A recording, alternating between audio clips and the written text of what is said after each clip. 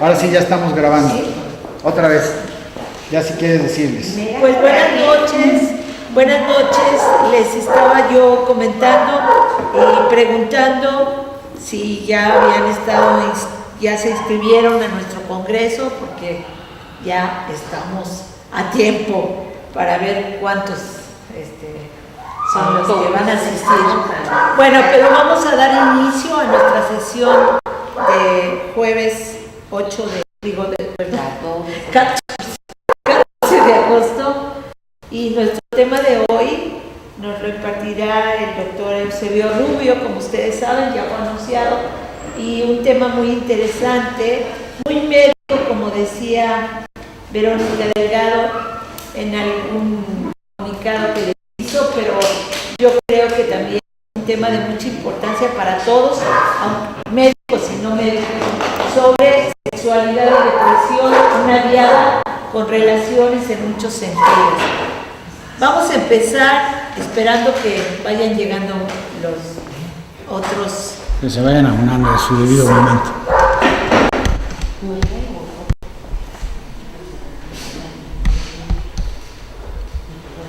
Ahí está más o menos.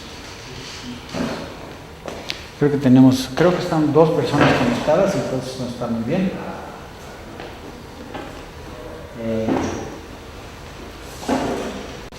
Entonces, para esos dos que están conectados, déjenme decirles que la razón de los anuncios es que hay que pagar una cuota que yo creo que todavía sale caro, pero igual una de esas ya va a valer la pena tener el servicio pagado para quitar los anuncios, pero pues eso no se puede. Les platico la historia de esta presentación, que como siempre hay una historia. Hace poquito me invitaron a dar una sesión a psiquiatras, la gente de los genéricos de Pfizer. Entonces hicieron su reunión, les platico y me dicen, ¿por qué no sabe de sexualidad y depresión? Yo dije, qué flojera, porque eso ya se lo saben mucho, ya lo han oído mucho los psiquiatras y muchas veces. Entonces, sí dije yo, bueno, a ver qué reto de irles a platicar cosas que sean novedosas, que sean interesantes, y además, bueno, pues qué cosas nuevas hay, ¿no? Entonces, armé una presentación que es la que vengo a compartir con ustedes, que tiene bastantes cosas nuevas, cosas muy nuevas, cosas que de repente, el perrito ahora está muy contento oyéndonos, sí. Entonces me oye y se enoja. Vamos a ver si la vez pasada tuve que llevarme, ¿se acuerdan? Sí, tuve que llevarme hasta por allá porque me oye y quiere bajar, a ver si no me interrumpe mucho. Entonces, pues vamos a ver, algunas cosas ya se saben, otras cosas son novedosas, y otras cosas son tan novedosas que yo dije que no puedo ver público. Y entonces, pues vamos a ver si podemos compartir con ustedes. Miren, una cosa que tiene el tema de la depresión y la sexualidad es que es un tema que tiene líneas de conexión en muchos sentidos. Hay una clara línea de conexión en la depresión y la sexualidad, pero luego también hay otra línea de conexión con el tratamiento, que lo decía Claudia, ¿qué quiere decir? Pues nada más se me ocurrió en lugar de escribir al tratamiento antidepresivo, sintetizar el tratamiento antidepresivo con los varios tratamientos antidepresivos, sobre todo farmacológicos o los farmacológicos. Entonces existe claramente una interacción en este sentido, es decir, la depresión tiene un impacto en la sexualidad. Y cuando uno está deprimido, pues la sexualidad anda descompuesta en varios sentidos, y el entender por qué se descompone resulta en una cosa ilustrativa de la mecánica de la depresión y la mecánica de la función sexual también. Pero ocurre que al revés también hay cosas. Es decir, la sexualidad tiene un impacto en el estado de ánimo y en el estado depresivo, y eso también lo tenemos documentado. Es decir, si no estamos funcionando bien, eso tiene un impacto en cómo nos sentimos, y hay algunos estudios muy interesantes que les vamos a revisar que muestran que mejorando la función sexual se mejora el estado de ánimo. Se mejora el estado de ánimo hasta en medidas específicas de depresión. Entonces, aquí parte de la complejidad en el sentido de que está la interacción en los dos sentidos. Pero por si fuera poco, muchos de los tratamientos que tenemos para la depresión tienen un impacto. No ven, así además ellos tampoco. Además, tienen también un impacto en la función sexual, ¿no?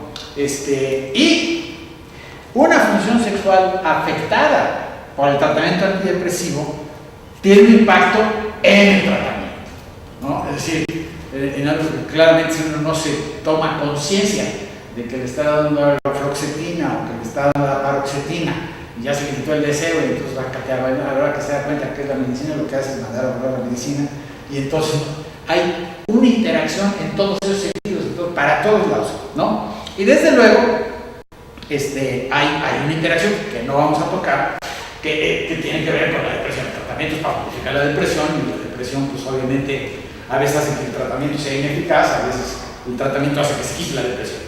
Estas líneas de interacción no las vamos a ver hoy, ¿no? Pero sí vamos a hacer una revisada de todas las otras líneas, de cómo la depre tiene un impacto en la sexualidad, de cómo la sexualidad tiene un impacto en la depresión y por qué serán o las hipótesis o lo que se ha venido estudiando. Entonces, para empezar, la primera línea, la depresión teniendo un impacto en la sexualidad, ¿no? Y esto es de lo que más sabemos, pero hay algunas de las cosas que se está entendiendo que sí son extremadamente novedosas. Primero un panorama, esto ya lo sabemos, no es la primera vez que lo tocamos. Es el panorama de cómo está de frecuente el impacto en la función sexual en la población que tiene depresión. Es las cifras: 15% de las mujeres deprimidas tienen deseo sexual bajo, disminución de la excitación, lubricación problematizada, disminución del interés en material sexualmente explícito, y el orgasmo se dificulta por la pura depresión, ¿sí? Es decir, en algo que se ha descrito y se ha asociado al estado depresivo. En los hombres, pues también, ¿no? Hay 31% de disminución del deseo sexual de los deprimidos, 35% de disfunción, desarrollo de disfunción de la excitación y 47% retraso en el orgasmo. Entonces, bueno, hay una como claro impacto en la función sexual con el estado depresivo. Bueno, estos son datos que no son novedosos. Más novedoso es un poco el intento de tratar de explicar por qué es esto y por qué se descompone, ¿no? ¿Qué es lo que hace que se descomponga la función sexual con el estado depresivo? Entonces ahí vienen las teorías. Las que ya hemos oído mucho son las teorías, las vamos a ver rapidito, que encuentran una similitud o una explicación, o un nivel de explicación entre los neurotransmisores que se afectan, es decir, la modificación de neurotransmisores en el estado depresivo, que tiene un impacto en la función sexual. Pero más interesante y más nuevo son, bueno, las explicaciones hormonales. Hay algunas cosas nuevas en las hormonas que de alguna manera pudieran tener algún grado de explicación. Y muy nuevo y realmente muy impactante son las investigaciones que están vinculando a ambas cosas, la disfuncionalidad sexual y la depresión, con estados que tienen que ver con la inflamación y la respuesta inmune, básicamente, y con el síndrome metabólico, ¿no? Y entonces esto vamos a compartir algunas de las cosas que se han estudiado en ambos sitios. Está una cosa, pues, francamente, como provocadora. Vamos con lo antiguito. Es decir, no es antiguito, pero es como más conocido, más frecuentemente referenciado, ¿no? Los neurotransmisores. Los neurotransmisores, bueno, ya sabemos cuáles son importantes y hay cuando menos tres que vamos a focalizar: la noradrenalina, la serotonina y la dopamina, ¿no? Y ahí hay algunas de las cosas que se han relacionado con estos: el empuje, la motivación, con la dopamina, la energía, el interés, la fisiología del sueño, la impulsividad, el apetito, la agresión, el afecto, la emoción, como dimensiones, digamos, del funcionamiento mental, del funcionamiento emocional, que están relacionadas con estos neurotransmisores. Interesantemente, estos mismos neurotransmisores tienen una, digamos, un claro papel en la funcionalidad. Digamos, en el estado depresivo, ¿qué le pasa a la noradrenalina? Hay una deficiencia funcional. La dopamina, hay una afectación en la concentración, y la serotonina también hay una afectación en sus niveles, o cuando menos a la inversa, el incremento de concentración tiene un efecto. Ahora, del lado de la función sexual, ¿qué tenemos? Pues tenemos que en el clásico modelo de Kevin Kaplan, de excitación y orgasmo, esta síntesis, digamos, de los papeles de neurotransmisores y de las hormonas, que se la debemos a esta Cindy Meston, que es una psicóloga, neuropsicóloga e investigadora que se ha puesto las pilas de descubrir muchas cosas muy interesantes, jovencita ella, más o menos de edad un poquito más grande, pero ya tiene 800 publicaciones. Fue la que me enseñó a hacer fotopletismografía cuando estamos empezando a hacer los estudios. Bueno, ella tiene una revisión, ya tiene un tiempito muy interesante que ha sido citada y está muy bien acomodada, ¿no? Hormonas, testosterona, progesterona, estrógeno, la prolactina y la oxitocina como hormonas que tienen que ver, la dopamina, la vitamina, y cómo se conectan con las funciones sexuales. Bueno, aquí los vamos a ver rápidamente. Sabemos que la testosterona tiene una influencia en el deseo y en la excitación, lo mismo que la progesterona y los estrógenos. Y por el otro lado, del lado de los neurotransmisores, pues también hay una clara relación entre, sobre todo la dopamina, que es el neurotransmisor del deseo, también funciona la excitación de los orgasmos. Hay intentos dopaminérgicos de tratar el anorgasmo, que todavía no funciona muy bien, pero ahí se está dando. La noradrenalina, que tiene sobre todo un papel en el orgasmo y en la fase de emisión, sobre todo. Y el papel de la 5-HT, la 5-hidroxivitamina, que tiene un papel de a través de modificar los niveles de dopamina y norepinefrina o noradrenalina, modificar también los niveles de excitación, ¿no? Ahora bien, cuando hay una disfuncionalidad sexual, aparece. ¿Qué sabemos respecto a la disminución de estos niveles? Bueno, pues que en la disminución de los efectos de las concentraciones de estas hormonas hay un efecto de afectación o disminución en la función sexual más notable con estos, y en el caso de la serotonina y la prolactina, es al revés. La elevación de la sustancia tiene una afectación, como el caso de la ahorita, que tenía hiperprolactinemia, una mujer que llega con deseo apagado, que tenía 98 de prolactina. Ajá, pues efectivamente, ¿no? Eso es lo que sabemos ya, ¿no? Ahora, muy bien, esto pero es. con la serotonina no hay un efecto paradójico.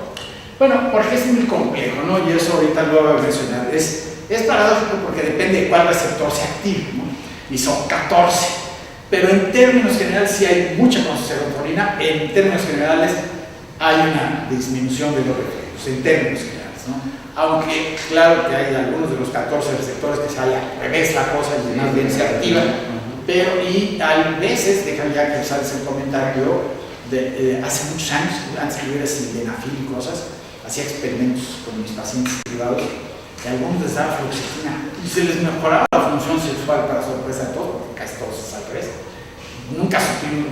Yo no sé por qué, algunos sí, algunos es al revés, pero en términos estadísticos, en términos generales, es claro que hay una afectación y una disminución en la mayoría de las personas, y en la mayoría, como resultado del incremento de la concentración, que es el problema del tratamiento a base de la concentración de los inhibidores de recaptura de serotonina.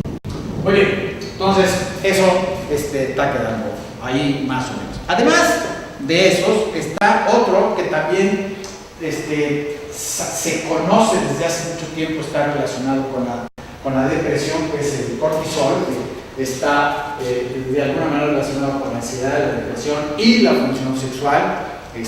Antes estaba como muy en el foco de andarle midiendo la respuesta al cortisol de las personas, como que ha decaído en su uso, me da la impresión, pero que también probablemente ahí haya otra conexión.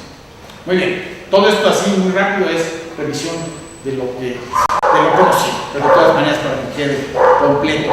¿Qué onda con las hormonas? Bueno, las hormonas de testosterona, la noradrenalina, la dopamina, la serotonina, ¿qué pasa cuando hay un estado depresivo? Bueno, pues que, y esto sí es de lo novedoso y cada vez queda más claro, la depresión se relaciona con una afectación, una disminución de los niveles androgénicos sobre todo. Ya hay estudios relativamente recientes, ahorita vamos a ver uno que lo muestra con meridiana claridad. Ahora, es a través de las hormonas que se afecta la función sexual, pues a lo mejor cuando menos una partecita, ¿sí?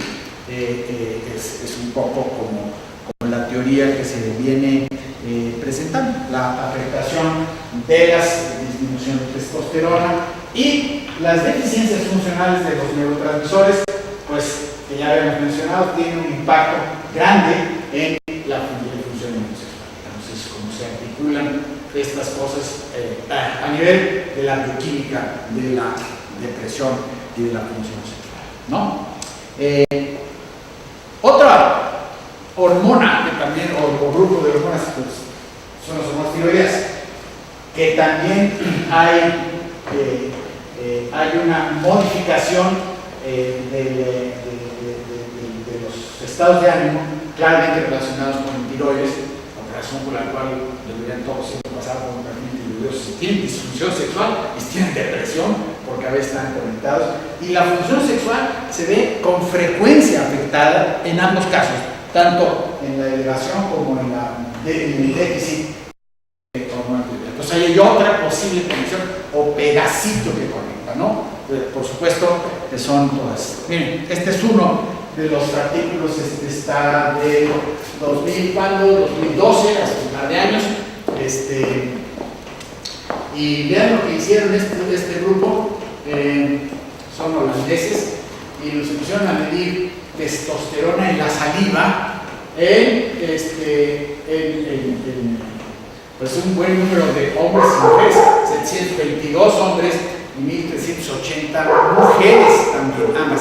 Y en ambos casos lo que se encontró es que cuando hay un diagnóstico de depresión, la testosterona salival era menor en mujeres, con trastorno depresivo y el trastorno de ansiedad generalizada, la fobia sexual, la agorafobia, cuando se comparaban con los controles. Y el uso de los inhibidores de recaptura de serotonina tiene un impacto en la testosterona de la saliva. Es decir, cuando se les da tratamiento para la depresión, mejoran los niveles de testosterona salival en ambos, en mujeres y en hombres, aunque la conexión hormonal se documentó en este estudio en particular en las mujeres. Entonces, por ahí hay una cadenita o un caminito de explicación en este nivel. Entonces, desde luego, algunos de los promovedores del uso de testosterona para gasto dijeron, pues vamos a usar la testosterona para la depresión, pero no funciona. Eso ahí ha habido varios intentos de ver que tanto la testosterona sola como antidepresivo estaría justificado y no mejora el estado de ánimo, eso definitivamente, pero no quita la depresión. O al menos es la conclusión que este es un metaanálisis que hicieron por ahí, un grupo de alemanes, me parece, sí, son alemanes, y los datos concluyen, aún son inconsistentes, no se puede pensar en usar la testosterona como antidepresivo, pues para decirlo rápidamente. De los datos, lo más novedoso, para mí me parece, es un montón de investigaciones que están ocurriendo en las citoquinas. Este grupo se me ocurrió denominarlo como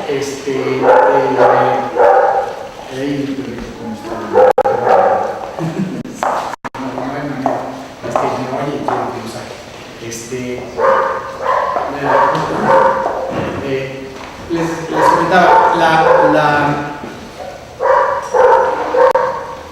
nos interrumpo un poquito, está lloviendo, nos vamos a bajar para que se quede haciendo un poco de mosca. Hay unas líneas de investigación tratando de encontrar niveles explicativos de la depresión en la investigación inmunológica, en la investigación de procesos inflamatorios, y aunque todavía no hay investigación directa que vincule los dos procesos, también hay paralelamente investigaciones que muestran que varias de las disfunciones sexuales, sobre todo la disfunción eréctil, es la que más se ha estudiado. Pero yo no me sorprendería que de repente se encuentren también otros datos, porque cuando se ha estudiado, por ejemplo, síndrome metabólico en mujeres, hay también una conexión que también se vaya encontrando. Y entonces déjenme presentarles, son todos artículos muy recientes, y preferí seleccionar algunos que dan una panorámica general. Las citoquinas, ¿sí saben qué son las citoquinas?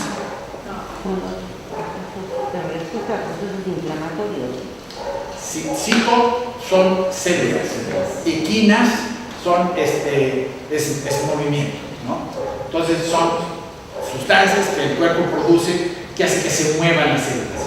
Y entonces cuando tenemos una inflamación, un golpe, una infección, se secretan las citoquinas y hace que les lleguen a los glóbulos blancos, a los macrófagos, entonces estos vengan para acá, ¿no? Y hay un chorro de citoquinas, y hay algunas citoquinas inflamatorias y otras citoquinas que no son inflamatorias. Son las citoquinas proinflamatorias, y los estados de deficiencia inmunológica se han visto correlacionados con la depresión de una manera consistente y notable. Hay muchos estudios en los últimos años. Entonces estos que hicieron esta revisión proponen un modelito todo sustentado en artículos que han investigado distintas citoquinas y distintos medidores del funcionamiento inmunológico.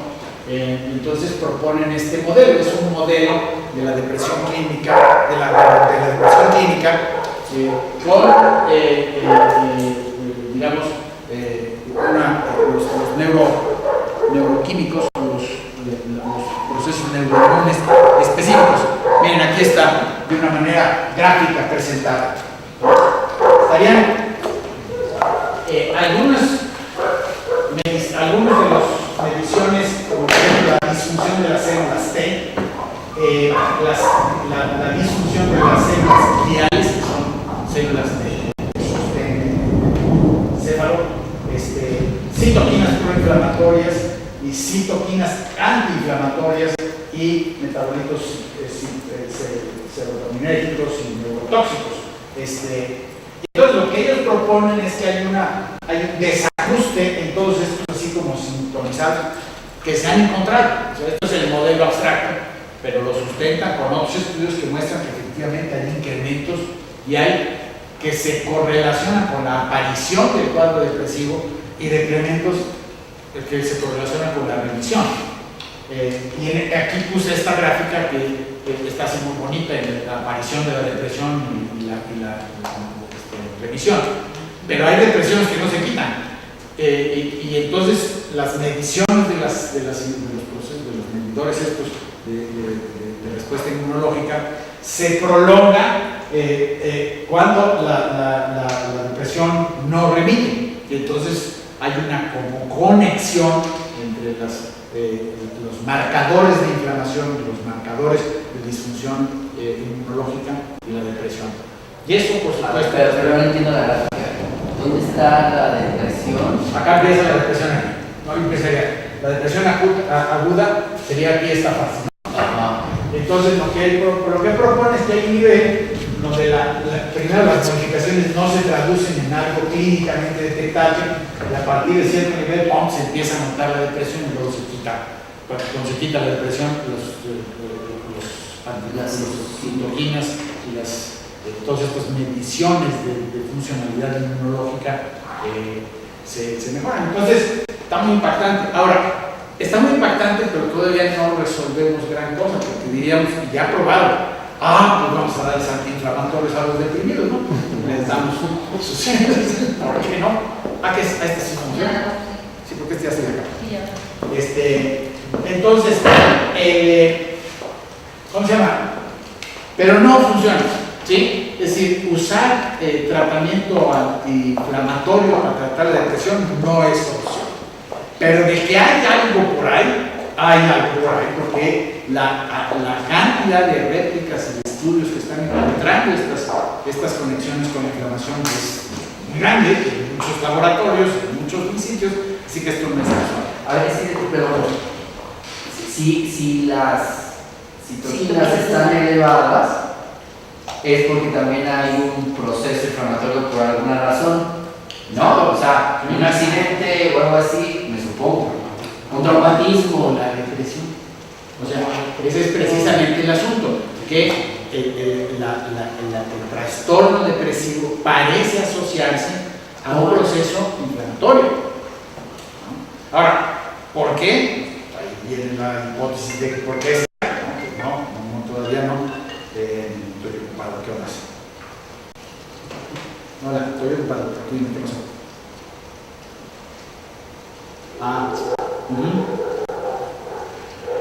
Perfecto. Muy bien. Gracias. Perdón. Pero ahí, ¿por qué hay un descenso? Hay un descenso porque se mejora la depresión. ¿Por qué? Se controla Y estas que están aquí marcadas son citoquinas. Citoquinas quiere decir sustancias que provocan movilización celular. Pero citoquinas, ¿no? Entonces, hay unas que provocan reacciones antiinflamatorias, pero esas se notan disminuidas, por eso está esta curvita acá. Y luego ya la recuperación de la función antiinflamatoria. Vamos, el mensaje es, hay un proceso inflamatorio inmunológico en la depresión, ¿no? ¿Cómo? Que todavía no se traduce en una acción terapéutica, que todavía no se traduce en una explicación completa, pero lo hay, ¿no? Ahora, esa es la depresión. Ahora, con la disfunción eréctil también, esa es la novedad desde las últimas cosas nuevas. Con la disfunción eréctil también se han puesto a ver qué pasa con las citoquinas proinflamatorias y la disfunción endotelial en la disfunción eréctil. Y lo que han encontrado, miren, por ejemplo, este es un estudio, bueno, son estos como 50 hombres, algo así, si mal no recuerdo. Sí, todos estaban obesos y todos tenían disfunción endotelial documentada. Y entonces se ponen a ver cómo están los niveles de citoquina y de mediciones inflamatorias, por ejemplo, la proteína C reactiva, que es una medición de proceso inflamatorio. Y lo que van encontrando es que en estos que están muy obesos, enfermos y con disfunción eréctil, hay una activación también de las mismas cosas que están encontrando con la depresión, pues lo que es el mensaje. Entonces, ¿quién sabe qué tanto también a ese nivel hay una explicación? ¿Sí me siguen? Sí, ¿y cómo descartar que hay algo más, un proceso más? Por ejemplo, si estoy gordito, pues me da la depresión. No, estos no estaban deprimidos. Estos tenían disfunción eréctil. Sí. Estos no estaban deprimidos, pero estaban con disfunción eréctil, estaban gorditos y tenían las citoquinas elevadas. Y se dice que no la obesidad también les provoca la depresión. Finalmente todo está relacionado con el sistema inmunológico, ¿no? Por una parte, y probablemente con otros procesos metabólicos. No está tan sencillo el asunto, pero eso es un poco el mensaje, ¿no? De que la cosa no está tan sencilla y de que hay un nivel por atrás bioquímico donde probablemente se conecten muchas cosas. Miren, otro más. Miren, este es un artículo de revisión. Estos son griegos. Y lo que. No, este no es revisión, esta es una investigación. Y nuevamente son niveles de citoquina en personas que tenían disfunción eréctil y además apnea del sueño. Esta que les da la roncada y porque se detiene la respirada en la noche, ¿no? Y entonces, ¿Sin estar gordos? no están gordos, nada más tenían disfunción eréctil y estaban así. Sí, y entonces, miren, este es el grupo que tenía disfunción eréctil y estos son los controles. Y aquí están, esta es la proteína C reactiva, esta es la interleucina 6, que es una de las citoquinas estas proinflamatorias, este es el factor de necrosis tumoral, que es otro de los factores inflamatorios, que lo que se muestra es que están en este grupo de enfermos comparados con nosotros que no tenían nada, los controles sanos, francamente alterados. ¿Ya me siguen? Sí. No, va. Otro, donde se dejan acordarme, es la asociación entre proteína C reactiva, también es marcador de inflamación, y la depresión. Este es un estudio pavoroso porque es un estudio de seguimiento de cohortes, es decir, de grupos, en 5.269 finlandeses, ¿no? Desde que nacieron hasta que tenían 31 años. Estos son estudios muy poderosos cuando logran hacer así este tipo de cosas, porque las conclusiones que uno puede sacar son conclusiones muy poderosas. Y entonces lo que encontraron es que después de ajustar por posibles factores confundidores, por ejemplo, trauma, algunas otras cosas, mostraron en los hombres los niveles elevados de proteína C reactiva se relacionaban con una probabilidad mayor de tener episodios depresivos mayores o recurrentes, que digamos es otra evidencia con un estudio muy potente, pues, en la conclusión, porque seguir los estudios de seguimiento y además de seguimiento por tanto tiempo y además de poblaciones tan controladas permiten sacar conclusiones muy potentes. Las tablitas, y aquí están, de este lado está la escala de presión, y aquí están los análisis. Bueno, por ejemplo, los hombres que tenían la proteína C reactiva bajo 1 miligramo por litro estaban usados como referencia, y cuando subía arriba, subía 20%, 40%, 70%, la posibilidad de tener calificación depresiva en las mediciones de depresión que hicieron, ¿no?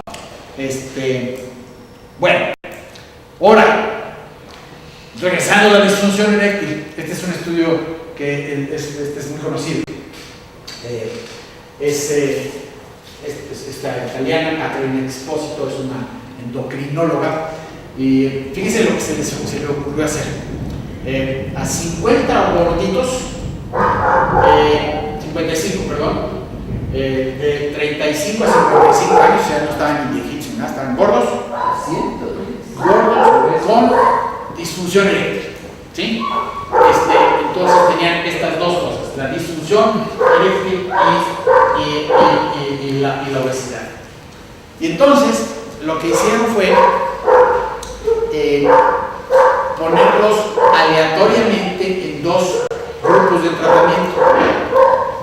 Un grupo de tratamiento le dijeron: oiga, usted está con mucho peso, tiene que bajar de peso, póngase a dieta, aquí está la dieta, nos vemos en un mes. Y así los tratamos bien, y pues, a ver, bajaron. Y otro grupo de tratamiento le dijeron: no, entonces vengan por acá, entran en este grupo de apoyo, entonces vamos a ver, no me acuerdo exactamente si 2 o 3 veces por semana, pero intensivamente, los iban sigue, con supervisión dietética, con supervisión de ejercicio, grupo de intervención intensiva. Y a los dos grupos les midieron la función eréctil y sus niveles de marcadores inflamatorios, ¿no? Entonces, ¿qué pasó? Pasó que a los 2 años, pues siguieron 2 años de estar ahí metidos en los grupos. A los 2 años, esta es la calificación inicial, esta es la calificación final del índice de función eréctil, que es una medición de la función de erección, de la capacidad de erección.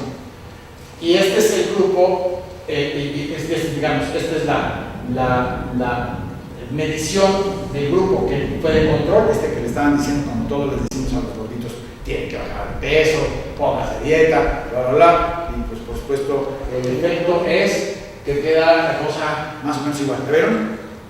En cambio, bueno, y esto es en función eréctil, perdón, ahorita les enseño peso y otras variables.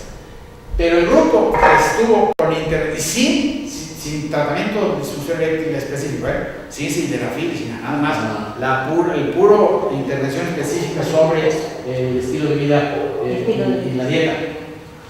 Vean dónde quedó el promedio incrementado significativamente con puro ejercicio y dieta. Bueno, entonces esto está muy interesante. Lo que también está interesante para nuestra revisión de hoy es un poco lo que pasó con las otras cosas. Miren, aquí está el índice de masa corporal. Este es el grupo de intervención y este es el grupo de control. Entonces, por supuesto, los están viendo ahí en la telenovela, pero luego le pasamos la presentación. Pero ahorita nada más del progreso, que están muy chiquitos los números. Y lo que se ve es que el índice de masa corporal del lado de la intervención baja 5.7 puntos, parece un chorro, de 30 a 25, por ejemplo, que está la obesidad normal, o una cosa así en promedio, y del otro lado bajó casi nada, 0.7, ni un punto, ¿no? Ese es el índice de masa corporal. La presión arterial mejoró bastante de este lado, y el punto de la proteína C reactiva, que es el medidor de inflamación. También ocurre que hubo una disminución notable con el tratamiento, o sea, es lo que mencionaba Dora, en el sentido de que están, digamos que hay una conexión entre obesidad, inflamación, en este caso disfunción sexual, y pues obesidad, inflamación, y del otro lado depresión. ¿Sí ven? Sí. Entonces, está, entonces, muy bien. Y el último bonche de cosas que a lo mejor explica la cosa es algo que ha estado muy de moda. Cualquiera que está más o menos cerca de las academias en medicina sabe que el grito de la moda en medicina es el síndrome metabólico, ¿no? Síndrome metabólico es el reconocimiento que existen procesos metabólicos comunes en 4 entidades muy frecuentes y muy conocidas. ¿Alguien sabe cuáles son? Diabetes, hipertensión, hiperlipidemia y obesidad. ¿Sí? Esas 4 cosas parecen estar conectadas y no es casual. Los diabéticos tenemos todo, generalmente. Los diabéticos tenemos el colesterol afectado, la hipertensión, todo con frecuencia. Y viceversa también, por el otro lado, los obesos tienden a estar más fácil. Entonces parecería que hay un patrón, hay una entidad común detrás, que se ha denominado el síndrome metabólico y que se detecta con criterios bastante más estrictos. Por ejemplo, no se necesita ser diabético para tener síndrome metabólico. No todos los obesos tienen síndrome metabólico, pero pues ya dieron un pasito en esa dirección.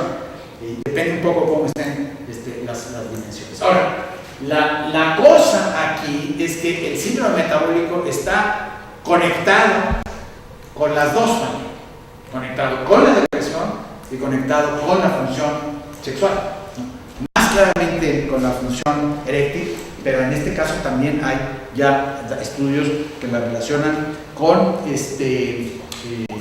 con las mujeres, es decir, la función sexual y la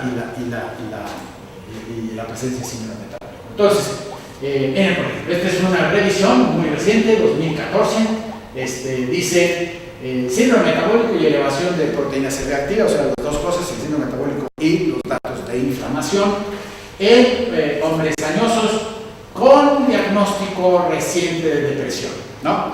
Y entonces, aquí está viendo que tanto se conecta la depresión con el síndrome metabólico, y lo que encuentran en este grupo en particular es que no son muchos, son 30 controles. Los datos de síndrome metabólico es ¿cómo se llama? El colesterol de alta densidad, que es el colesterol bueno, pues la proteína C reactiva, la circunferencia abdominal, que está difícil, 90 centímetros, ya se midieron, no, fuera de esos márgenes. de seguridad del índice de masa corporal, que también es difícil estar en el 25, con los flaquitos, y con los que tenían diagnóstico de síndrome metabólico, los que llenaban los requisitos. Ahorita manejan 90, pero manejan 100, ¿no? Cosas así. Sí, bueno. 90, ya le veo 92, depende, hay una. Sí, no, 100, es que es difícil. 90 es una cinturita. Es muy fácil que lo aplique uno. Sí. En hombres. Sí, en mujeres ¿dónde es este? Ya no me acuerdo. ¿Dónde es? Porque depende de dónde es el parámetro. Sí, el parámetro de 90, 100. Depende. Pero pues ese también es para nosotros. Somos más chiquitos como seres humanos. No, los promedios aquí están más elevados que por ejemplo los asiáticos y los. Bueno, sí, lo estaba viendo como los europeos. No, los europeos también. Está bien. El punto está en que miren cómo está de diferente. Este es el grupo deprimido y este es el grupo no deprimido. Y aquí está medido con razones de momios.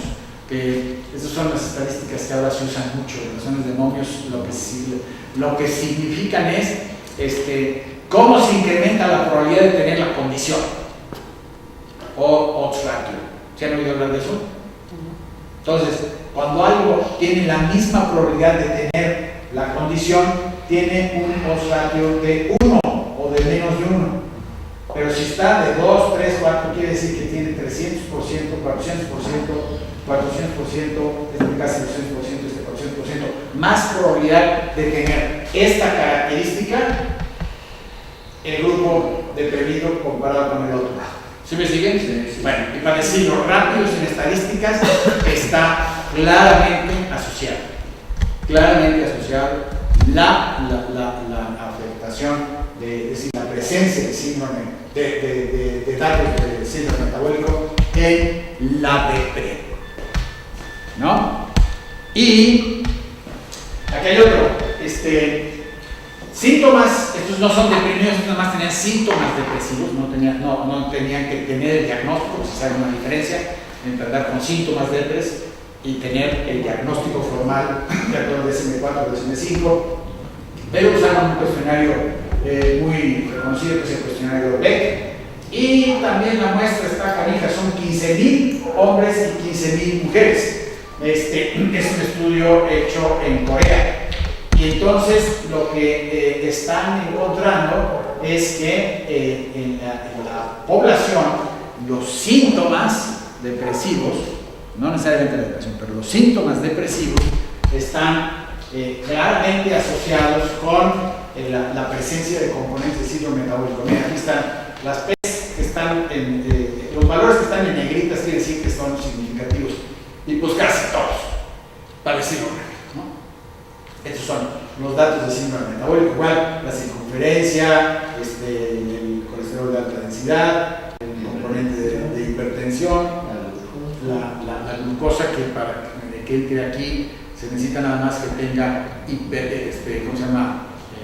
intolerancia a la glucosa, no propiamente diabetes. Y bueno, claramente hay una asociación en total en los hombres y miren nomás las mujeres. ¿Lo vieron? Las mujeres están como que todo más consistentemente conectadas, ¿no? Ahora, vámonos con la disfunción eréctil, ¿no? La disfunción eréctil, aquí este es un estudio, es casi el único mexicano, entonces lo ponemos, es el estudio que hicieron cuando trataron de hacer una investigación para ver la prevalencia de disfunción eréctil en Fernando Ugarte, en Barroso, produjo y pagó Pfizer, lo pusieron en México, ¿cómo se llama? Guadalajara y Monterrey. Y de esas tres ciudades agarraron muestra representativa. Bueno, y aquí están las enfermedades de los que participaron y el grado de disfunción. Por ejemplo, los que tenían diabetes, 77% tenían disfunción eréctil, y ahí se la llevan. Y donde está más claro probablemente, pues es en la presencia de estos, visualizar cuáles son las cosas que están asociadas a la disfunción en mexicanos, o son las mismas cosas del síndrome metabólico: diabetes, hipertensión, enfermedad del corazón y la obesidad que andan por acá abajo, también fuertemente relacionadas. Obesidad, ¿no? ¿Sí? Peso razonablemente saludable, sobrepeso, obesidad leve, obesidad mórbida, 94% tenía disfunción eréctil, leve, pero la tenía, ¿no? Entonces, esto es en mexicanos. También en este estudio mexicano hicieron esta cosa de las razones de momios, y es un poco lo mismo, la posibilidad de tener disfunción eréctil con la condición aumenta 300% si eres diabético, casi 400% si tienes dice, años de exposición 10 o más a uno de estas condiciones diabéticos, la hipertensión arterial, en fin. ¿Cuál es la más? La más es la diabetes sola. ¿Vieron? Sí. De mexicanos en este estudio en particular, ¿no? Por acá, son los numeritos aquí. Esto, por ejemplo, quiere decir que no hay la hipertensión sola nómina, ¿ya vieron? No en este estudio, pero sí en otros. Hola, ¿cómo estás? Muy bien. Ahora, ¿quién es este? Este es otra vez Catherine Espósito. Y lo que hicieron fue comparar 100 hombres con síndrome metabólico con controles.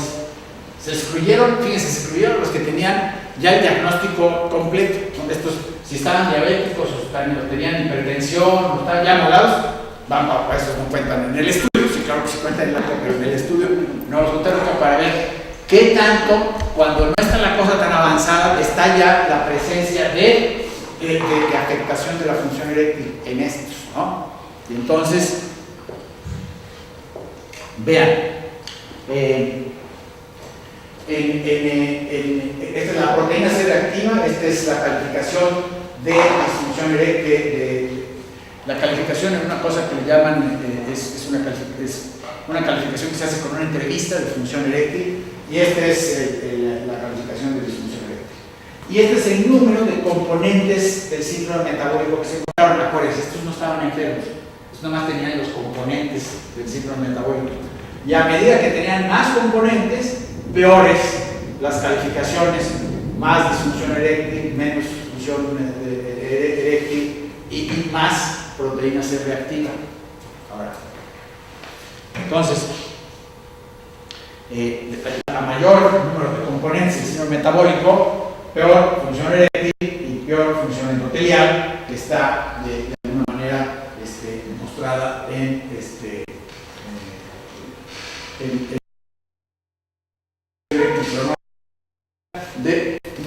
de función endotelial. Entonces, está conectada la funcionalidad sexual con el síndrome metabólico, y en algunos estudios, como esto de que sigue me parece, sí, vean, esto está interesante, fíjense. Este estudio dice, se analizaron 2.371 hombres que para un chequeo voluntario de salud, tienen edad jovencitas, se excluyó pacientes con historias de infarto, de antecedentes vasculares, y nuevamente, aquí está la medición de la función eréctil, y esto es, sí, los que no tenían y los que sí tenían. Los que sí tenían están en verde, y los que no tenían datos del síndrome metabólico están en rojito. Y bueno, a la medida que van pasando los años, esta asociación se hace más frecuente. Esto es lo mismo, pero estos son otros 3.000 hombres chinos, nomás para volverlo a pasar, es la misma historia en otro estudio, donde aquí está el número de componentes del síndrome metabólico y el grado de afectación de la función eréctil. A medida que más componentes están, más está afectada la función de la erección. Y luego el que más me gusta, porque es el que sí metieron la parte psicológica en la estudiada, es de un grupo italiano que son bastante buenos, Giovanni Corona y Maggio, perdón. Y lo que hicieron fue hacer un poco lo mismo que los otros estudios, pero además ver los niveles psicológicos, por eso se llaman los correlatos psicobiológicos del síndrome metabólico que se asocia a disfunción sexual. Entonces son 800 pacientes, algunos de ellos con el diagnóstico de síndrome metabólico de a estos criterios, que hay uno o dos grupos que proponen criterios, pero esto es muy reconocido. Y se investigó la relación de parámetros hormonales, bioquímicos, de ultrasonido peniano y psicopatología. Pues vean, está interesante, ¿no? Entonces, miren, aquí está, esta es una medida de somatización de un cuestionario que ellos tienen. Esta es una medida de función eréctil, este es el número de componentes metabólicos. Está medio raro así, pero entonces lo vemos ya en síntesis. A más síndromes metabólicos, mayor la calificación de somatización que la parte psicobiológica.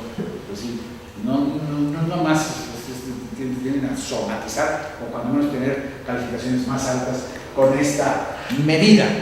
Y desde lo que ya estaba comprobado en otros es la relación con la función eréctil. A más síndrome, mayor número de componentes síndrome metabólico, más impacto de la función eréctil.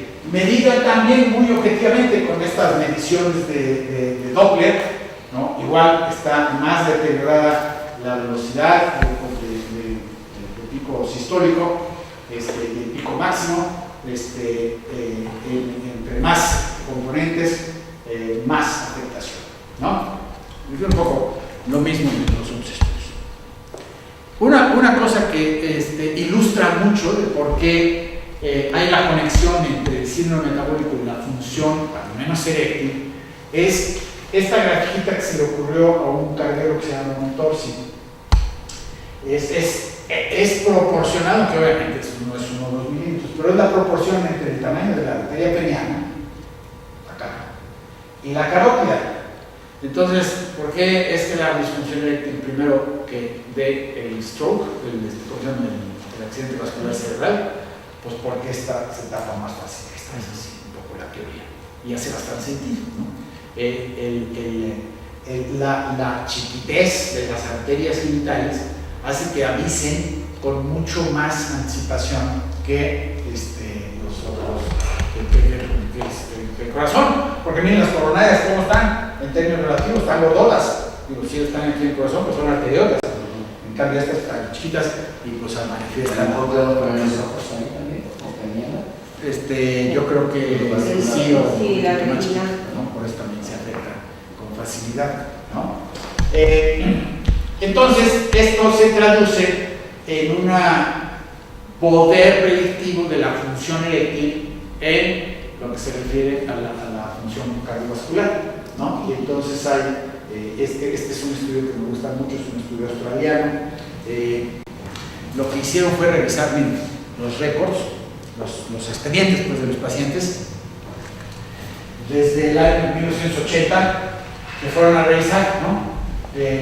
Los datos registrados de los pacientes y luego empezaron a ver en qué momento aparecía la queja de disfunción eréctil y luego siguieron la observación para ver en qué momento aparecía el evento cardiovascular, ¿sí? Un poco midiendo a ver si es cierto este asunto de que una cosa anuncia la otra. Revisaron los expedientes. Por eso, pero revisa los datos de los pacientes. Entonces registraron en qué momento apareció la queja de disfunción eréctil, si es que había, y en qué momento aparecía infarto o accidente vascular cerebral. ¿Ya ven? Eso era una oportunidad de casi 15 años. Entonces esa es la cosa. Sí, bueno, esa es la observación. Pero miren, el tiempo entre la primera manifestación de disfunción eréctil y la aparición de eventos cardiovasculares, infarto o eventos cardiovasculares mayores, 2 años, en poquitos, 4.3%, pero para los 20 años, El 100%. ¿lo vieron? Para los 10 años, 37%. O sea, el mensaje de esto es que pues no son enchiladas. Es la cosa que, miren, detrás de las dos hay una disfuncionalidad que hay que detectar. No son enchiladas. Eso es lo que hay que. Ni la disfunción eréctil ni la depresión son palabras menores, ¿no? Está detrás una cosa que pues está en relación a esto. Por eso, ¿Y si les dan tratamiento? y si les dan tratamiento, sobre todo tratamiento, pues eso en este estudio no se puede saber, pero evidentemente, claro, no, pues para la disfunción endotelial, pues pasa lo que le pasa a los gorditos, ¿no? Que del otro estudio, ¿no? Si se detecta y se trata y se controla, pues entonces la cosa no va para allá, ¿no? Eso por supuesto, y eso es, ahora ya con estas conexiones es en los dos, ¿no?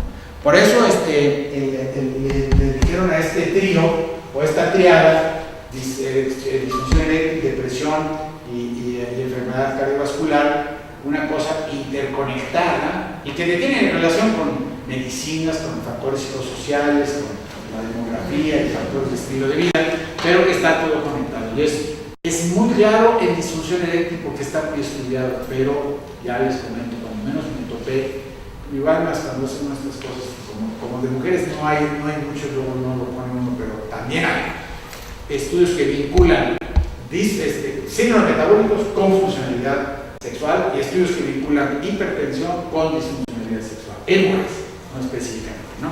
Entonces, ¿Y la depresión? ¿La depresión? ¿Qué? ¿Y la depresión asociada a los tres? Sí, por eso... Por eso puede ser síndrome metabólico con síndrome metabólico con disfunción. Sí. Bueno, y bueno, depresión con las mujeres sí, pues está, ya lo dijimos, ¿no? No, Sí. No. Entonces, el hecho es que estas tres cosas están, y como no tenemos toda la explicación neurobiológica fina de qué demonios pasa, a lo mejor lo más sencillo es acordarse que si uno detecta uno, hay que preguntarle a otro, ¿no? Eso es un poco como la gran conclusión clínica. Si está deprimida hay que checar qué pasa, si está con problemas de funcionamiento sexual hay que checar qué pasa con la depresión y qué pasa con los componentes metabólicos y qué pasa con los componentes inflamatorios, ¿no? ¿Te acuerdas que los estudios que hicieron aquí, las investigaciones que se hicieron de Pfizer, de estos, que veíamos pacientes con disfunción eréctil, que decíamos, si están deprimidos, Bueno, eso va a pegar para probar Eso en los estudios muchas veces se hicieron, sí, pero eso lo hacían para tener más puro el grupo, ¿no? Y que ese no fuera un factor. Pero luego hicieron otros estudios con depresivos. Ahí bien, ¿no? Porque ese es, apenas nos echamos una flecha. Sí. ¿Ya vieron? Entonces prepárense, vamos a ir como a las 10 con las otras flechas. No están tan abundantes. La más grande novedad estaba en este sentido, ¿no? de la comorbilidad. Pero hay algunas cosas que van en el otro sentido, van la revisada básicamente. Miren, por ejemplo, esto que estaba preguntando Claudia, el tratamiento de la disfunción eréctil en hombres con depresión, que eran los que excluíamos, pero para que no. ¿Qué pasa? Bueno, ha habido cuando menos 2 estudios bien hechos, uno con sildenafil, otro con vardenafil, y lo que pasa es que a medida que se trata la depresión, mejoran los índices, a medida que se trata la disfunción eréctil, mejoran los índices de depresión. Entonces, en este estudio de sildenafil, lo que hicieron fue darles algunos medicamentos, sildenafil, y a otros placebo, y todos estaban deprimidos. Entonces, los que les dieron placebo, bueno, los que no respondieron al tratamiento, claramente estaban acá, tratamientos no respondedores, pues no mejoraron la depresión, y en cambio los respondedores mejoraban a la depresión. Es decir, había una mejoría en la depresión con el tratamiento de la disfunción eréctil, sin tratamiento antidepresivo. ¿Sí? Eso con sildenafil. Y con vardenafil, que es el de Bayer, de Vitra, también, ¿no? La eficacia de vardenafil en hombres con depresión leve y moderada, no leve nada más. Y también con vardenafil lo que sucedió es un poco lo mismo, es decir, y tenían depresión leve. esos tenían depresión leve, los otros tenían depresión, sí, por cuestiones de ética. Si estaban muy deprimidos, pues no vas a poner en el estudio, ¿no? Pues nada más estaban deprimidos leves. Y entonces, A ver. Ahí está. Y entonces, sí, es sí. Y entonces aquí está, bien. Esto es al inicio. Y es cómo mejorar la escala de Hamilton, creo que recursos en este estudio, después de las 12 semanas o de tratamiento. Y esto es el porcentaje de repetidos. Estos son los que tenían placebo y estos son los que tenían medicamento. Claramente hay un efecto significativo. Mejorando la función eréctil, mejora la depresión leve, medida con escala. ¿Y esto qué dice? Pues es un poco la otra conexión. Bueno,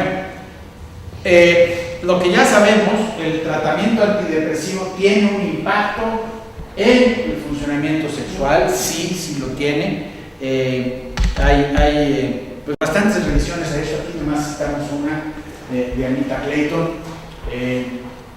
Más o menos el porcentaje de disfunción asociado a diversos tratamientos. Este es con cíclicos, esto es con inhibidores de la recaptura, y esto es con cloromide, que se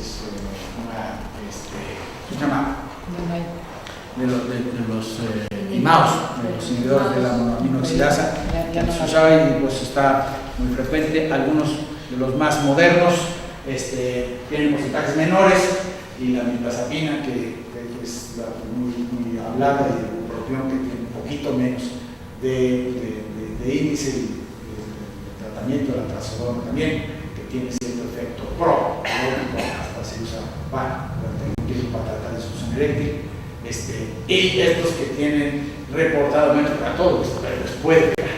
Ahora, como decía Claudia al principio, de repente el efecto es bastante paradójico. Yo he tenido varios pacientes que les quita uno la depre y se les regresa la función sexual, como pasó como pasó con el paciente de esta mañana que estábamos viendo, llegó clarísimamente con una disfuncionalidad tremenda, con puro antidepresivo 3 semanas. Ya actualmente, pues sí, pues ya se le mejoró la depresión, pero básicamente la explicación de la función del tratamiento de pacientes del hospital. Nada más que lo mandaron acá, me podría acá, y después lo pusieron en el espejo, y bueno, muy claro, ¿no? Que de repente el tratamiento mejora la función, ¿no? Pero otras veces no, y eso es lo que hay que estar muy atento. ¿Tú has usado la gomelatina? Sí, pero con malos resultados. Sí, porque es que ahora están haciendo tanta fama que sí. dicen que es el único antidepresivo. No, yo se me han puesto muy ansiositos los mis pacientes, los que se deben tratar. Todavía no desarrollo confianza con esa antoxa que se llama los fármacos. Pero ahí están los estudios pues sí tienen menos incidencia. Tiene algo de sentido que tenga menos incidencia en la función sexual, yo creo que eso es cierto. El problema es que aquí es que la tienes en la depresión. Pues sí, pero es que como antidepresivos todavía no nos conviene mucho, nos convence mucho, pero bueno, ahí yo sí lo he probado 2 o 3 veces, no muy exitoso, y me quito para que se vea. Entonces, aquí está. ¿Qué hacer? Esto es más para psiquiatras, que todos debemos estar enterados. Pues ha habido todo tipo de sugerencias, esperarse que se desarrolle tolerancia, eso a algunas gente se les pasa, se acostumbran, ya no pega tanto, y esto es importante. La reducción de dosis, eso quién sabe qué tan sentido tenga, porque le bajan las dosis, ya no mejoras. Esto es otra en el proceso de reducción de la dosis, y no sabemos si esto le provoca que se deprima más o que... No, pero eso es el asunto, o sea, le reduces la dosis de eficacia antidepresiva, pues seguramente va caminando también.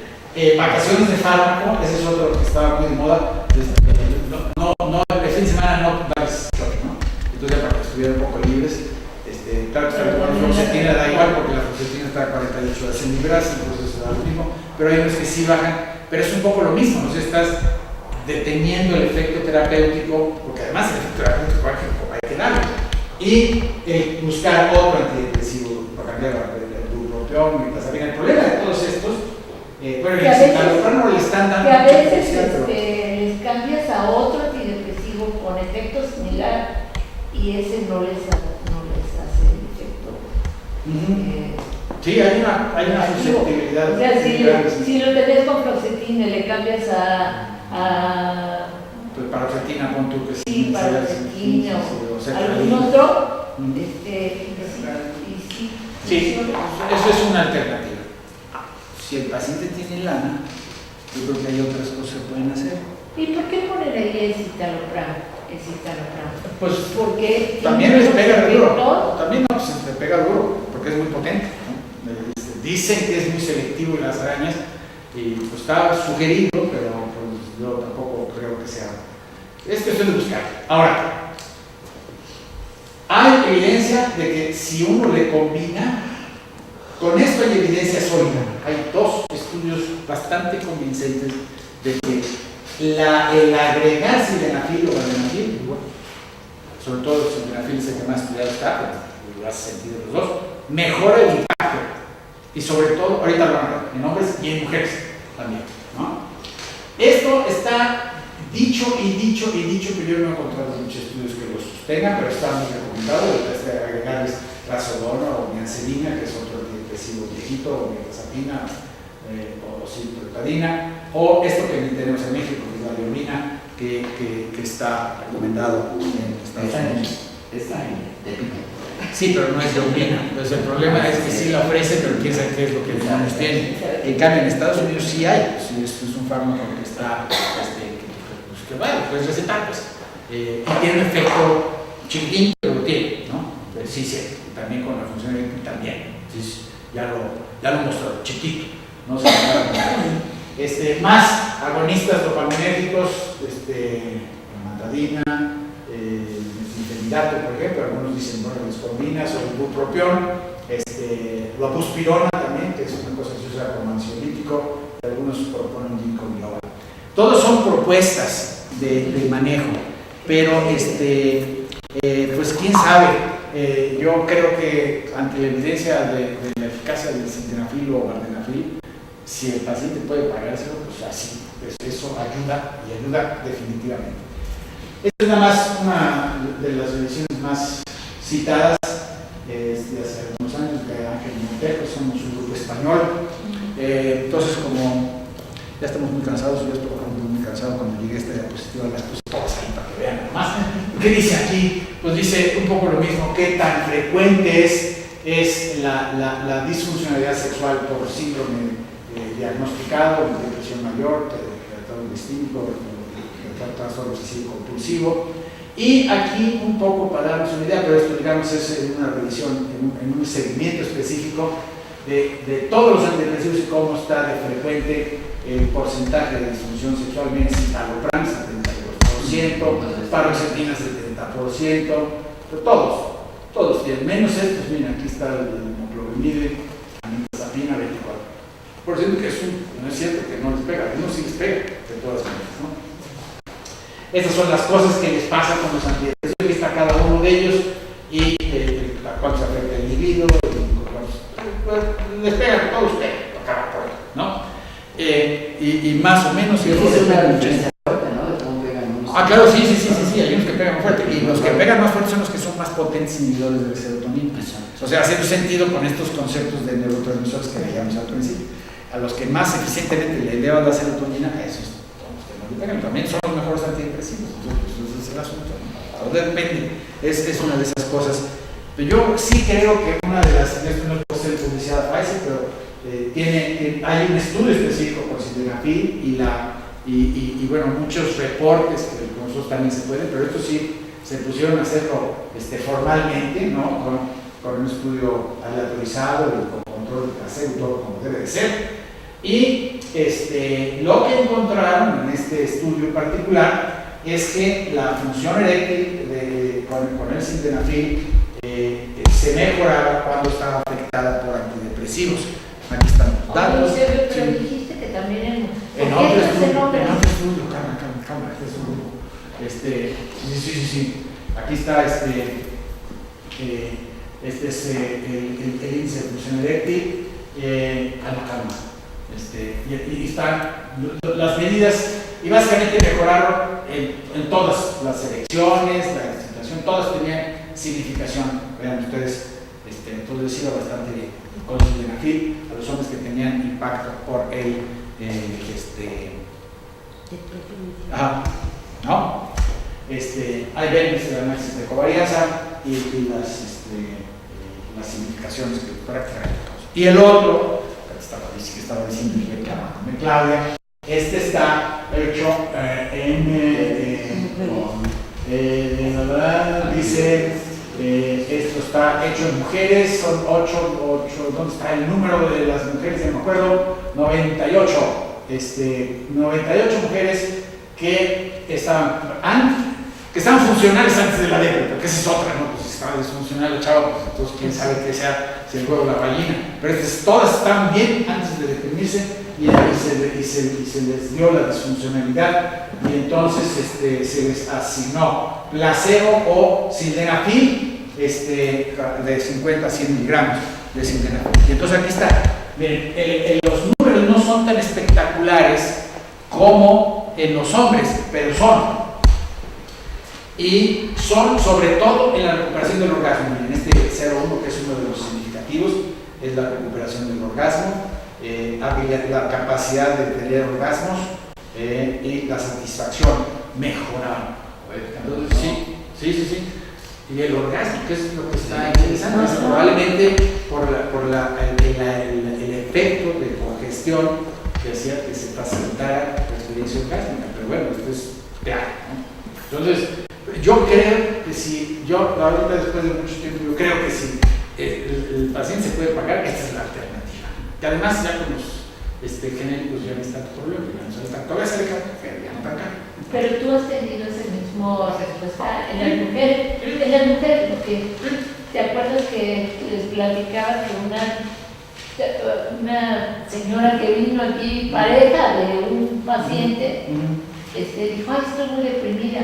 Y entonces yo le di antidepresivos y a las 2 semanas que regresó dijo, ¿sabe qué, doctora?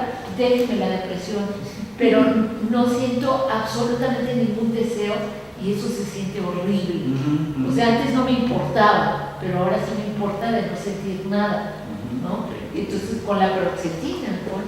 Y se le quitó el deseo totalmente. Y tú has con el deseo, miren, aquí está por ejemplo las mediciones de deseo. Con el deseo no hay tanta eficacia, miren. De hecho no es significativo, es claramente facilitador del orgasmo, ¿no? ¿Qué es una de las cosas que también? Por el antidepresivo.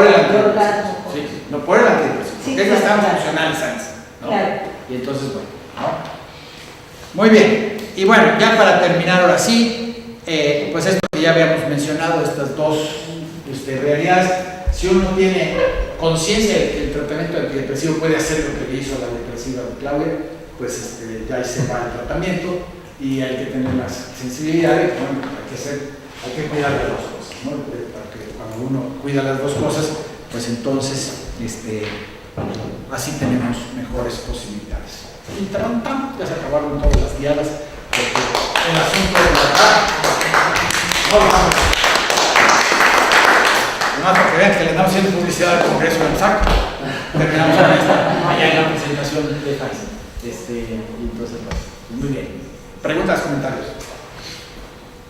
A mí sí me llamó mucho la atención el tratamiento de la diabetes y el síndrome metabólico.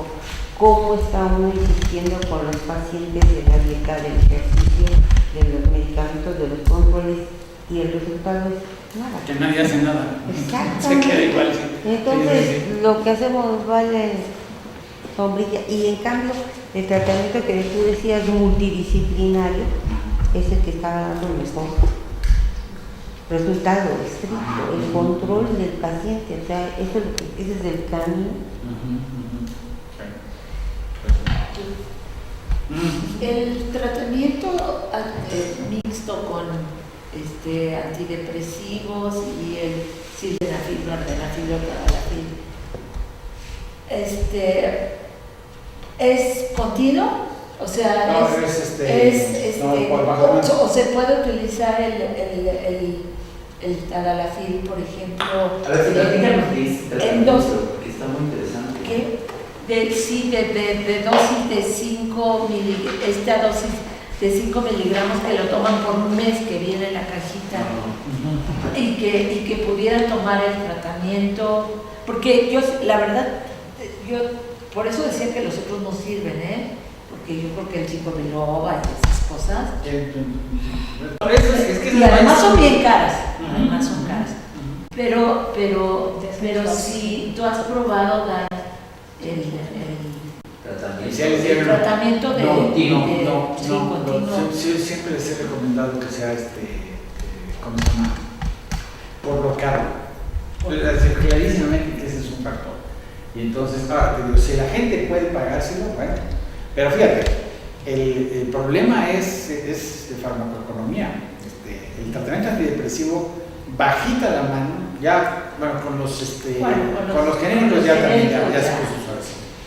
Pero el Cialis diario, pues es un medicamento que tiene que tener lana la gente, porque son Alrededor de 1,000 pesos. 1,500 al mes, más o menos, 1,200. Más depresivo, si lo quieren de marca, pues son otros 2,000, son 4,000 pesos de fármaco. Pero ¿qué tanto tiempo se los dejas tú? O sea, Yo, mira, el Cialis diario lo he usado mucho, pero siempre con nombres. Y pues, te mentiría si dijera que lo he usado para las mujeres que tienen efecto. No. Para las mujeres lo que sí les he recomendado con alguna frecuencia es el sildenafil, el vardenafil. Pero la verdad es que el sildenafil, como hay genérico, o sea, pero si tienen lana, pues oye, el genérico además está mejor pero y sí está bueno, funciona, la verdad, sí. Depende, bueno, depende, porque hay como 20 genéricos. Ajá. Y entonces el otro El problema de- hay que averiguar. ¿Sí? que es el que nos dan a nosotros. Sí. No, sí funciona. Es una triste realidad para algunos fármacos farmacéuticas, pero sí funciona. Lo que deben hacer es bajar el precio a todo. Estoy compitiendo sobre más económicas, pero bueno, sí, esas son muchas. Sí, porque ya con los genéricos y con los genéricos antidepresivos y genéricos de los inhibidores Eso es. pues ya no sale tan caro. Ya no es tan caro. De todas maneras, los genéricos de sildenafil, comparado con los otros genéricos, los venden carísimos. Porque las pastillas valen 30 pesos. Pues por supuesto que sí están mucho más baratas que si valen 180. Pero de todas maneras, 30 pesos son 30, son 60, 6 por 4, 24, ya son parte de 600 pesos de medicina. Para una gente que tiene limitación, no está muy bien. Además las consultas y todo eso. Pero sí, los fármacos genéricos están cambiando para eso, sí es una realidad. Bueno, pues ya, eso es lo que queríamos compartir. Preguntas, comentarios. Muy interesante. ¿No hay ninguna sospecha de algún órgano Diana que se haya dedicado, o sea, inflamado, pues, de la infección? Cuando hablabas de la citoquina. Sí, pues quién sabe, hay algunos que se han puesto a buscar si hay algún virus o alguna cosa que dispare, pero tampoco le han atinado, ¿no? Y el órgano Diana tiene que ser el cerebro. Pues eso no es mucha complicación.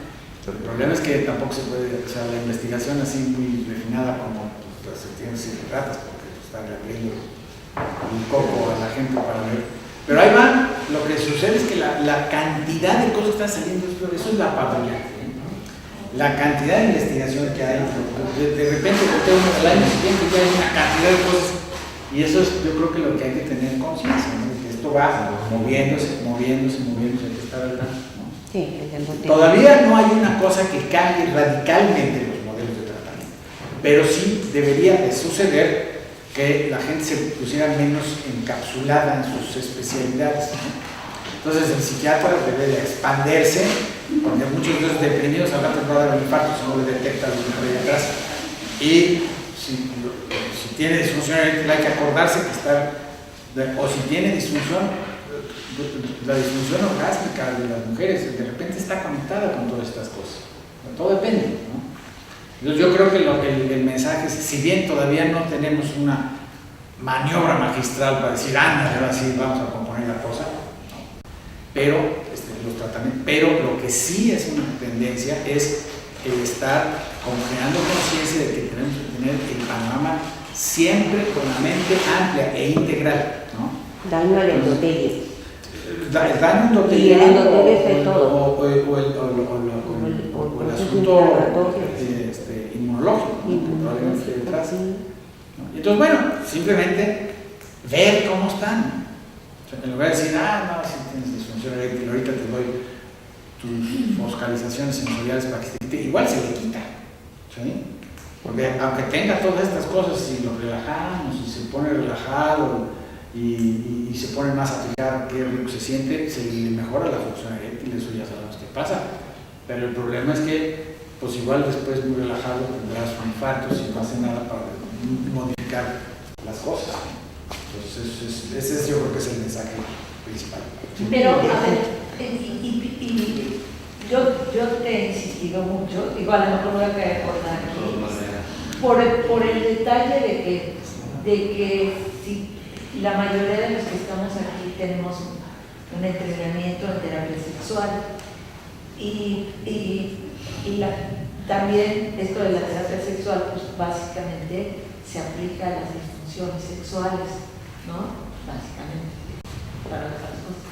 Pero yo te he insistido mucho en que, si bien es cierto que yo veo que muchos de los que aquí están son muy buenos terapeutas sexuales para la parte de focalización sensorial y todo eso, a mí siempre me ha dado pendiente, porque tú lo sabes, con algunas personas, que de repente llega un paciente con disfunción eréctil, más claramente que el agua, que sabemos que lo primero que hay que aplicar es un criterio bien médico, ¿no?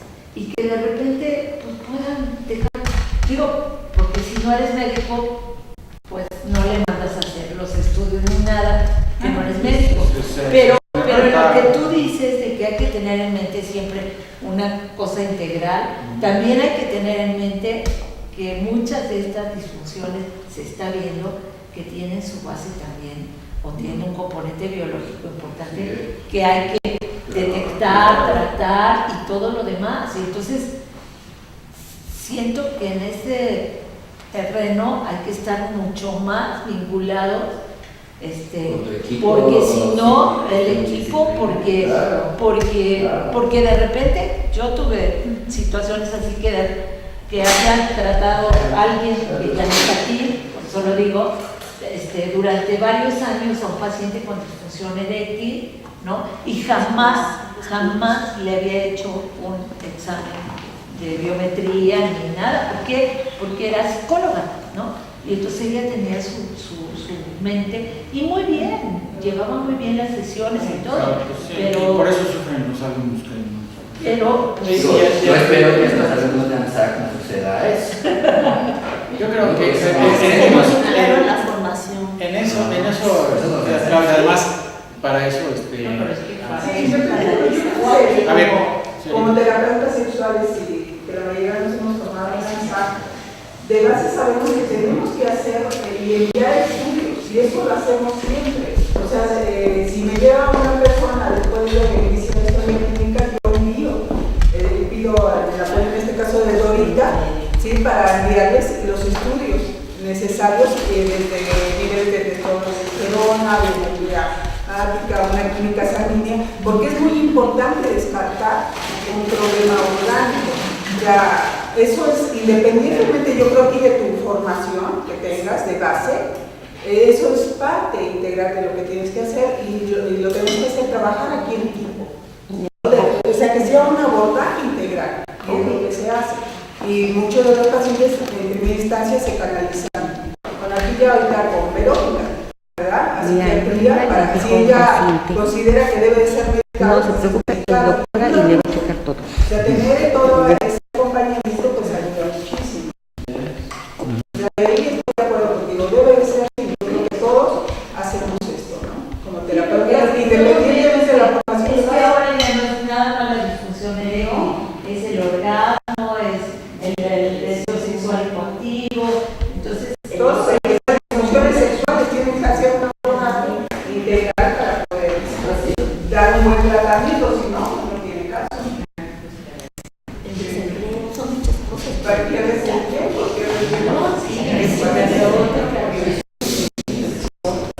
bueno, a ver, ¿quién cierra la sesión? Tenemos 4 conectados ahorita, me asomé a ver. Pero no pusimos chats ni nada. Por estar ahí en el rollo, pero saludos a los que se conectaron. Si no están en desacuerdo, vamos a subirlos a las sesiones también, como hicimos la vez pasada, entonces para que estén ahí disponibles. Y más o menos. Además tienes que se inscriban. Ah, sí, ya, tienen que meterse al Congreso, vale, sí, eso es importante. Que se inscriban. Bueno, ¿por qué no cierras, Claudia? Ya cerramos la grabación, digo la transmisión. Pues esperamos.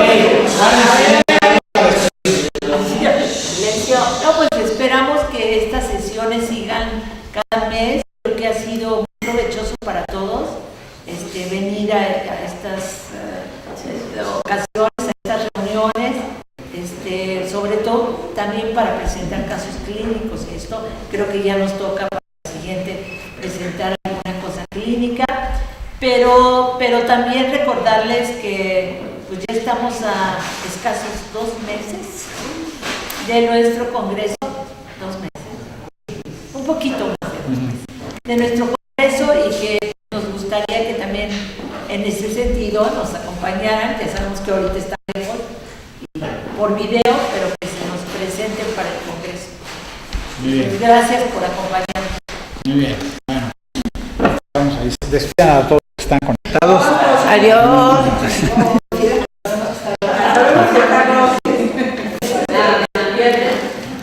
¿Por no venir? Ay, sí,